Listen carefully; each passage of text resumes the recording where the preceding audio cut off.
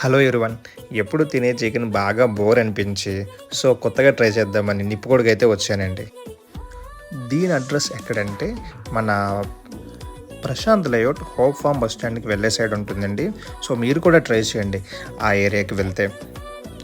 మేమైతే 3 chicken sticks kebab order చేసాం. 2 వచ్చేసి లెమన్ చికెన్, ఇంకొకటేమో peri peri chicken kebab order చేసాం. చూసారు కదా, బటర్ అయితే పోస్తున్నాడు బాగా కాలడం కోసం, త్వరగా కాలడం కోసం. మేమైతే ఆల్మోస్ట్ 10 నిమిషాలు వెయిట్ చేసామండి. ఎప్పుడెప్పుడు కంప్లీట్ అవుద్దా, ఎప్పుడెప్పుడు తిందామని చెప్పి చాలా ఎక్సైట్మెంట్తో వెయిట్ చేస్తున్నాను.